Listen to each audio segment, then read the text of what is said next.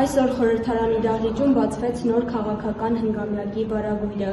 Ժողովրդի մանդատը ստացած 105 պատգամավոր երդվեց ծառայել Հայաստանի Հանրապետությանը։ Առաջին նիստը մեկնարկեց Լեկ Լեցուն դահլիճում։ Սա այն քիչ օրերից մեկն է, երբ բոլոր պատգամավորներն իրենց տեղում են։ Դահլիճում ի դեպ հին ու արդեն փորձառու դեմքերի կողքին նոր պատգամավորներ են։ Նրանք դեռևս խուսափում են պատասխանել լրագրողների հարցերին, շտաբում տեղավորվել։ Քաղաքական թեժ բանավեճի պակաս ևս չկա։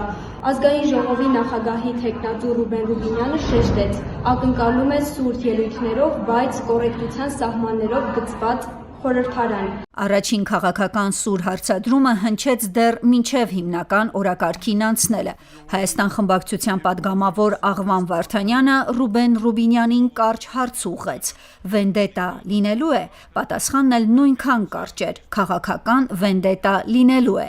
Այս կարճ երկխոսությունը դարձավ օրվա ամենաքննարկված դրվագներից մեկը։ Վենդետա բառը վտանգավոր բառ է, պարոն Ռուբինյան։ Կարող եք վերցնել բացատրական բառարանները մի հատ ուսումնասիրել։ Վենդետան երբեք միակողմանի չի լինում։ Վենդետան շարունակվում է անընդհատ։ Սա է իբրև հասցեագրում ձեզ։ Որովհետև մենք 2018 թվականին եկանք իշխանության եւ ասացինք վենդետա չի լինելու։ Եվ ասացինք, որ ցանկացածը իրավունք եւ հնարավորություն ունի ուղղվելու։ Ցավոք, ես պետք է արձանագրեմ, որ նախկին իշխանությունները եւ նրանց հետ փոխկապակցված շատ ուժեր չօգտագործեցին այդ հնարավորությունը։ Եվ այո, ես հայտարարել եմ եւ հիմա էլ եմ հայտարարում, որ վենդետա լինելու է բառից իրավական իմաստով։ Եվ բոլոր այն մարդիկ, որոնք կատարել են հանցագործություն, պետք է պատժվեն։ Բոլոր այն մարդիկ, որ չեն կատարել հանցագործություն, չպիտի պատժվեն։ Քաղաքական իմաստով նույնպես վենդետա է լինելու։ Ազգային ժողովի նախագահի թեկնածու Ռուբեն Ռուբինյանը իր 17 րոպեանոց ելույթում սակայն փորձեց նաև այլ տրամադրություն ձևավորել։ Ողջունելով բոլոր պատգամավորներին, այդ թվում ընդդիմությանը, ասաց, որ եկել է խաղաղության ժամանակը։ Իմ 2 տարեկան տղան պատերազմ չի տեսել եւ ես անելու եմ ամեն ինչ, որպեսզի երբեք էլ չտեսնի, նշեց նա։ Ընդդիմությանն ուղղված նրա գլխավոր առաջարկը խորհրդարանական հարաբերությունները զրոյական կետից սկսելն էր։ Միաժամանակ նա հստակեցրեց նաև իր պայմանը՝ մեջբերում. Եթե ձեզ կոչ չեմ անում լինել համերաշխ, որովհետև ես ձեզ հետ համերաշխ չեմ, բայց կոչ եմ անում լինել բարեկիրթ, մեջբերման ավարտը։ Իսկ ելույթի ավարտին հավելեց. մենք ձեզ սիրում ենք, նույնիսկ եթե դուք մեզ տեղ-տեղ չեք սիրում։ Եվ եթե դուք ընդունում եք իմ առաջարկը, ես ձեզ երաշխավորում եմ եւ կարծում եմ Տիկին Մանավազյանը նույնպես երաշխավորում է, որ քաղաքացիական պայմանագիր խմբակցության կողմից կլինի համապատասխան վերաբերմունք։ Եթե դուք չեք ընդունում իմ առաջարկը եւ այլ առաջարկներ ունեք կամ կարծում եք, որ պետք է շարունակել գործել արդեն վաղուց հնացած, բազմիցս ծեծված ու տրորված ճանապարհով, ապա քաղաքացիական պայմանագիրը առավել քան պատրաստ է դրան բառից ամենակոշտ իմաստներով։ Ընդդիմությունն էլ իր հերթին հասկացրեց, որ զրոյական կետը չի նշանակում հրաժարվել քաղաքական պայքարից։ Ուժեղ Հայաստան խմբակցության պատգամավոր Հայկ Ֆարմանյանը պարզաբանեց, որ մանդատները վերցրել են բացառապես քաղաքական պայքարը խորհրդարանում շարունակելու համար։ Իսկ ընդդիմադիր մյուս պատգամավորները հայտարարեցին, որ իրենց օրակարգից չեն հրաժարվելու եւ իշխանության քայլերին պատասխանները լինելու են կտրուկ։ Շատերը հարցնում են մեզ. ինչու եք վերցնում մանդատները։ Պատասխանները շատ հստակ են եւ պարզ։ Նախ եւ առաջ պետք է նշեմ, որ մեր քաղաքական պայքարը շարունակական է։ Մենք ունենք հիմնական գերնպատակ, այն է ունենալ ուժեղ եւ արժանապատիվ Հայաստան, եւ որևէ մեկը թող չկասկածի, որ մենք մեր վերջնական նպատակին հասնելու ենք եւ օգտագործելու ենք բոլոր քաղաքական գործիքները։ Ուստի մանդատը պետք է դիտարկել որպես քաղաքական գործիք ընդամենը։ Տեղեկացնենք, այսօր ժամը 10-ին մեկնարկեց նորընտիր ազգային ժողովի 9-րդ գումարման առաջին նիստը։ Անդրանիկ նիստին մասնակցում էր նաև Հանրապետության նախագահ Վահագն Խաչատուրյանը։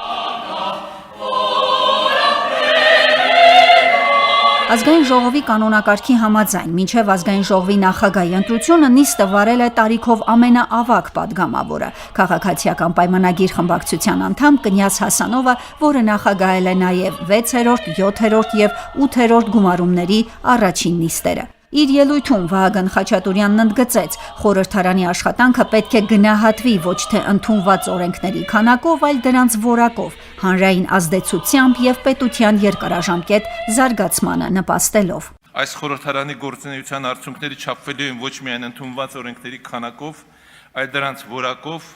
հանրային ազդեցությամբ եւ պետության երկարաժամկետ զարգացմանը բերված նպաստով։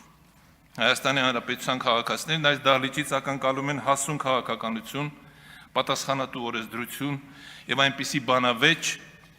որի առանցքում կլինի ոչ թե քաղաքական հակադրությունը, այլ պետական մտածողությունը։ Առաջին վիճահարույց թեման դարձավ ամենայն հայոց կաթողիկոսի բացակայությունը։ Ուժեղ Հայաստան խմբակցության ղեկավար Նարեկ Կարապետյանը հետաքրքրվեց, թե ինչու վեհափառը ներկա չէ նիստին։ Նույն հարցը բարձրացեց նաև Արամ Վարդևանյանը, հիշեցնելով, որ օրենքով կաթողիկոսն իրավունք ունի ողջույնի խոսքով հանդես գալու խորհրդարանի անդրանիկ նիստում։ Նիստը նախագահող Կնյազ Հասանովը պատասխանեց, որ նման պարզաբանում տալու լիազորություն չունի։ Ինչի համար ամենայն հայոց կաթողիկոսի իրավունքը չի իրացվել։ Շնորհակալ եմ։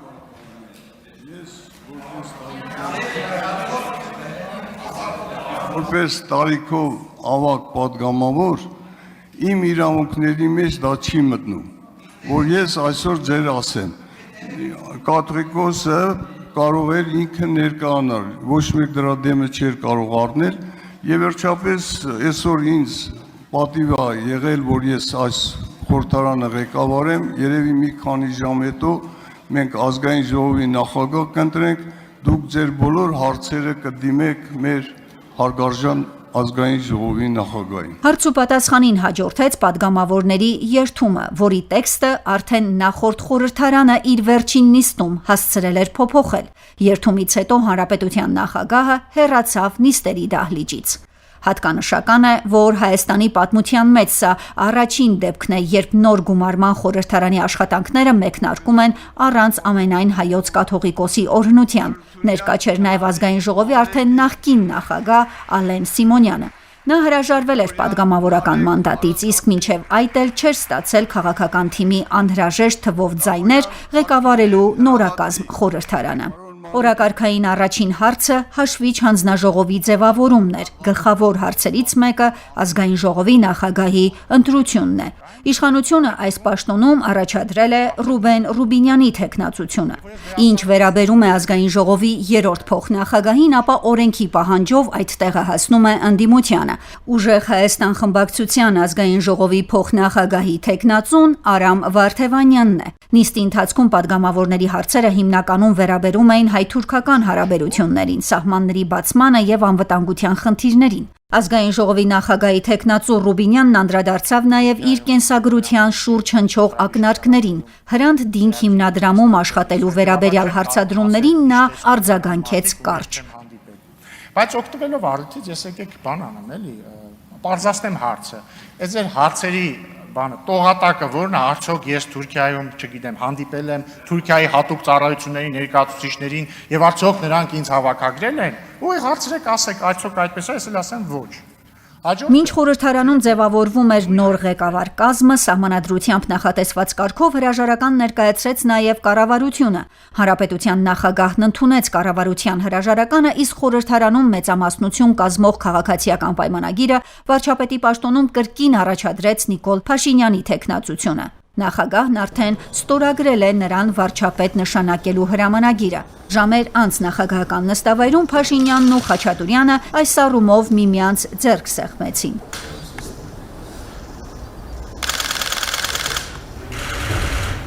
Նոր խորհրդարանի առաջին օրը ոչ այնքան ընդունված որոշումների, որքան քաղաքական ազդակների օր էր։ Զրոյական կետից սկսելու առաջարկ, խաղաղության կոչեր, ներողություններ եւ ընդդիմության կոշտ հայտարարություններ։ Առաջին նիստը արդեն հուշեց, որ առաջիկա 5 տարիներին խորհրդարանական բանավեճերը դժվար թե լինեն հանդարտ։ Հասմիկ Մարտիրոսյան, Անահիտ Սվարյան, Ռադիոլուր։